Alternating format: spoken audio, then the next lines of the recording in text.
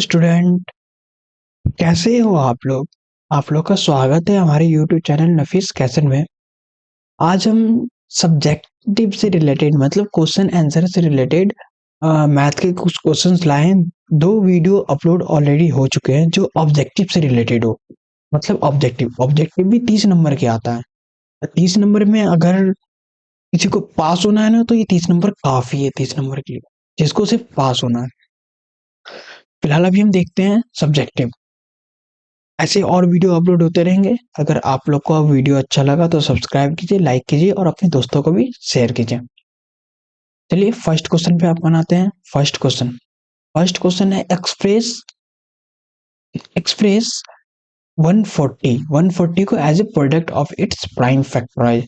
ठीक है, prime factor के थ्रू अपन को इसको एक्सप्रेस करना है। तो प्राइम फैक्टर क्या होता है, मतलब 140 को अपन प्राइम फैक्टराइजेशन ये ऐसे कर सकते हैं। इसको 2 से करेंगे तो ये कितना हो जाएगा 70। ठीक है, फिर इसको 2 से करेंगे तो ये कितना हो जाएगा 35। फिर ये 2 से नहीं होगा, ये 2 से नहीं होगा तो ये किससे होगा 5 से होगा। 5 से होगा 7, 35, 7। ये क्या हो जाएगा 7 × 1। इसका ये इस टाइप से प्राइम फैक्टराइजेशन होगा। इसको अपन एक्सप्रेस कर सकते हैं इस टाइप से। तो ये रहा एक्सप्रेशन 140 2 × 2 × 5 × 5। ये फिलहाल एक्चुअल में स्क्वायर होना चाहिए। ठीक है, ये मिसप्रिंट हो गया, ये स्क्वायर होगा। तो ये 2 का स्क्वायर 5 × 7, यहाँ पे भी वही होगा। ठीक है, इसको अपन ऐसे एक्सप्रेस कर सकते हैं। इसको फैक्टराइजेशन मेथड इस टाइप से अपन फैक्टराइज इसको पहले करेंगे। ओके, इसको इरेज कर देते हैं। चल सा, अब चलते हैं नेक्स्ट क्वेश्चन पे। सेकेंड क्वेश्चन ये आता है कि एचसीएफ निकालना है आपको। एचसीएफ किसका, ये एचसीएफ 306 टू मतलब 657 मतलब 657 या एचसीएफ दिया हुआ 9। तो अपन को एलसीएम निकालना है। ये क्या है, क्या होता है HCF into LCM.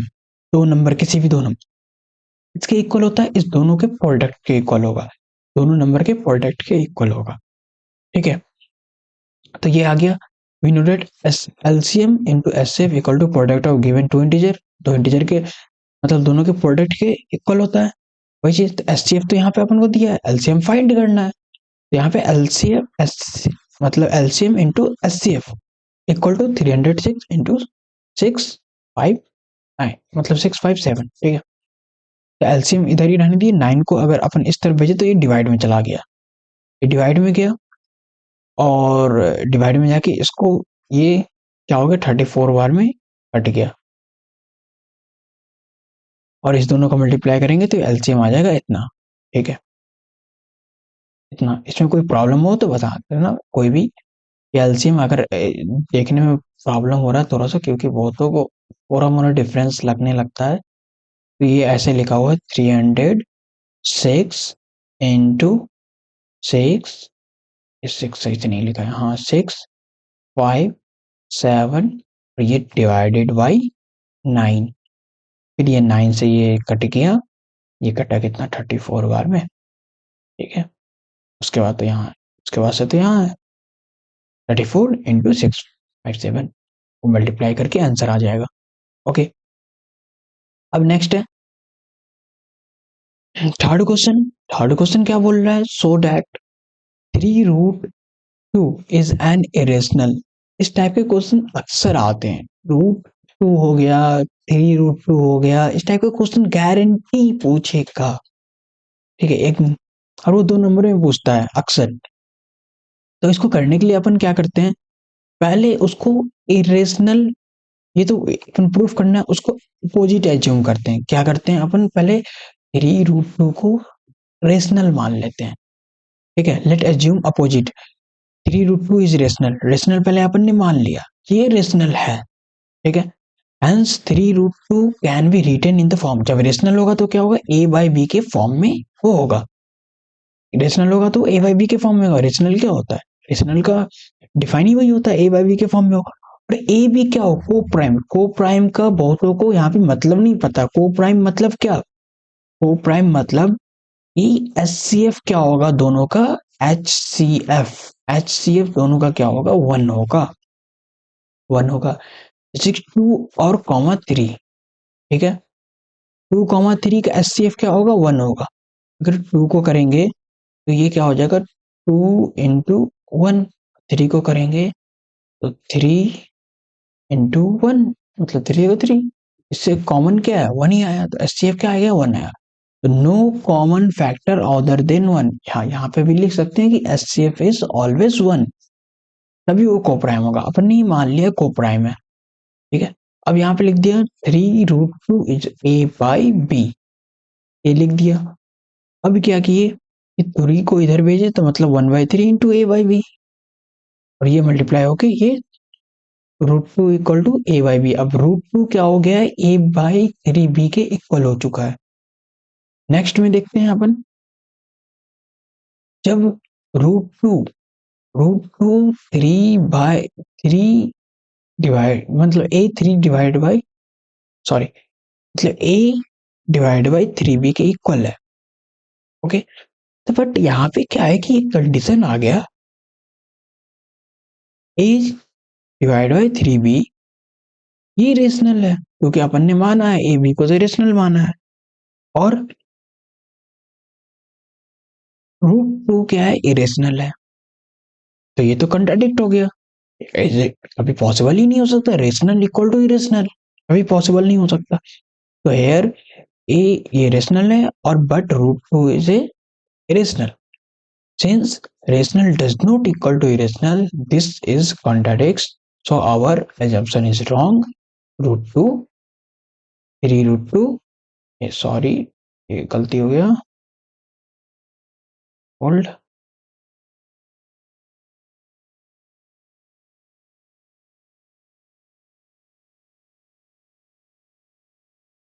3√2 is irrational, IRR लिख देते हैं हम, ठीक है। 3√2 इज इरेशनल, ओके। ये चीज प्रूफ करने को आता ही है, क्योंकि हमेशा क्या करना है, यहाँ पे अपन √2 को एक तरफ ले लिए हैं। तो अगर ऐसा कुछ हो, मतलब ऐसा अगर कुछ हो कि यहाँ पे 3 + √2 आ जाए या कुछ भी आ जाए, √2 का अलग होता है, मतलब स्पेशली अगर सिर्फ √2 दिया हो तो उसका प्रूफ करने का वो अलग होता है। लेकिन अगर इसी के साथ दिया हो, जैसे कि यहाँ पे 3√2, क्या यहाँ पे 3√2 करके दिया हुआ है, 5√2 आ सकता है, 2 + √3 आ सकता है, ये इस टाइप का क्वेश्चन आ सकता है। तो क्या करना है, रूट वाली चीज को एक तरफ करना है, जैसे कि यहाँ पे अपन किए, रूट वाली चीज को एक तरफ किए, बाकी सबको एक तरफ किए। जो बाकी सब एक तरफ रहेगा वो क्या होगा, रेशनल। बाकी रूट वाले क्या रहेंगे, वो irrational. Irrational equal to rational, जो कि पॉसिबल ही नहीं है, इसलिए अपन लिख देंगे our assumption is incorrect, okay. अब नेक्स्ट क्वेश्चन, क्वेश्चन नंबर 4।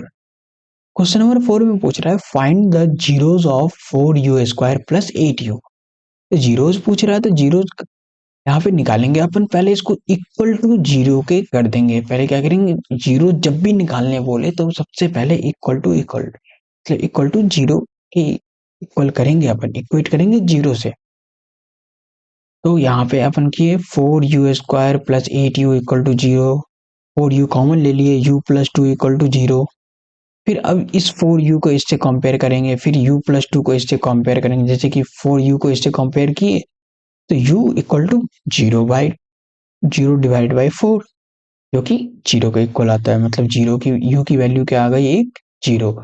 फिर अगर u + 2 को अगर 0 से इक्वेट करेंगे तो u + 2 = 0, 0 से इक्वेट किया अपन ने, u = -2, क्योंकि ये 2 को इधर भेजेंगे तो क्या हो जाएगा, ये माइनस में चला जाएगा। दो रूट इसके क्या क्या निकल गए, एक 0, दूसरा -2, ठीक है। अब नेक्स्ट क्वेश्चन पे आते हैं, पांचवा क्वेश्चन। पांचवा क्वेश्चन क्या कह रहा है कि find the ratio of a1/a2, b1/b2, c1/c2। इसका इस इक्वेशन का अपन को रेशियो निकालना है। चलिए रेशियो देख लेते हैं। तो रेशियो कैसे निकालना है? पहले तो A1 की वैल्यू अपन लिख लिए 3, A1 की क्या दिया हुआ 3, B1 की वैल्यू 2, C1 की वैल्यू ये 2 है। अब -5 क्यों यहाँ पे लिखे? क्योंकि ये इस फॉर्म में अपन को नहीं लिखना है, इसको लिखना है ऐसे 3x प्लस, पहले सबको एक तरफ लाना है, सबसे बड़ी चीज है। अब -5, 5 को इस तरफ लेके आएंगे, उधर प्लस इधर है, तो ये क्या हो जाएगा 0। ठीक है, वैसे ही इस चीज को क्या कैसे लिखेंगे 2x माइनस 8y, ठीक है, फिर -7। तो यहाँ पे क्या हो गया, माइनस में चला आया सब, और 0 से इक्वेट कर देंगे अपन। ठीक है, वैसे यहाँ पे टू आ गया, A2 रहा A2, B2 -8, B2 तो ऑलरेडी -8 है, और C2 क्या है -7, C2 क्या है -7। अब इस तीनों की वैल्यू अपन निकालेंगे A1/A2, ये ऐसे फिलहाल लिखा हुआ A1/A2, A1/A2, A1/A2। अब A1/A2, A1 कितना है 3, A2 कितना है 2, तो ये हो गया। फिर अपन निकालेंगे B1/B2, B1/B2, B1/B2 में क्या है, B1/B2 कितना है, B1 2 है, और ये -8 है, -8 आ जाओ। हाँ, ये 2 से कट गया, 4 से कटा, मतलब ये हो गया -1/4। ये तो पहले ही दिख रहा है अपन को A1/A2 does not equal to B1/B2, मतलब A1/A2 does not equal to B1/V2। ठीक है, ये इक्वल नहीं है, जब इक्वल ये नहीं है तो क्या होता है, ओनली वन सॉल्यूशन होता है। ठीक है, ओनली वन सॉल्यूशन होता है। इसका एक चीज ये भी देख लेते हैं अपन, ये तो हो गया, एक और रिवाइज कर लेते हैं इसका सारा चीज। क्योंकि देखो A1/A2 अगर B1/A2 के इक्वल नहीं होगा तो एग्जैक्टली क्या होगा, वन सॉल्यूशन होगा। ठीक है, ये चीज रहा वन सॉल्यूशन, मतलब एक ही पॉइंट पे ये मिल रहा है, क्या हो रहा है, एक ही पॉइंट पे मिल रहा है, तो मतलब क्या, एक वैल्यू देगा, दो लाइन एक पॉइंट पे कट कर रहा है। और ये कंडीशन याद रखना, सबसे बड़ी चीज होती है कंडीशन यहाँ पे। और A1/A2, B1/B2, C1/C2, अगर ये कंडीशन दिया हुआ है मतलब इनफाइनाइट मेनी सॉल्यूशन, मतलब कि इसी लाइन पे एक और लाइन ऐड हुआ है, क्योंकि दोनों एक दूसरे से, मतलब यहाँ पे एक पॉइंट पे ये पॉइंट पे ये पॉइंट पे ये पॉइंट पे ये पॉइंट, मतलब हर पॉइंट पे कुछ ना कुछ क्वाड्रेटिक वैल्यू होगी। ठीक है, उसको कॉन्सिडेंट भी बोलते हैं, इसको इंटरसेक्टिंग लाइन बोलते हैं, और इसको पैरेलल बोलते हैं। पैरेलल मतलब एक भी सॉल्यूशन नहीं, नो सॉल्यूशन। क्या यहाँ पे दोनों सट रहा है, देखो इससे थोड़ा सा विजुलाइज करो, विजुलाइज करने की कोशिश करो। इसकी कंडीशन है A1/A2 B1/B2 does not equal to C1/C2 की, ये कंडीशन है। ठीक है, चलो आज के लिए इतना ही। आज 5 क्वेश्चन लिए हैं, मेनली मैथ से, सब्जेक्टिव, और इस चीज से भी क्वेश्चन अक्सर बन जाते हैं एग्जाम में, इस चीज से क्वेश्चन बन जाते हैं। तो ये पूरा मैं कहता हूँ लिख लो और विजुलाइज करो इस ग्राफ से। अगर इस ग्राफ से विजुलाइज होगा तो बहुत अच्छे से विजुलाइज हो जाएगा और याद भी हो जाएगा। ठीक है ना, तो ओके, आज के लिए इतना ही रखते हैं। ठीक है, अच्छे से पढ़ो, एग्जाम आ रहा है, और अच्छा लगा तो लाइक करो, सब्सक्राइब करो, और अपने दोस्तों को भी शेयर करो। चलो ठीक है, नेक्स्ट बार।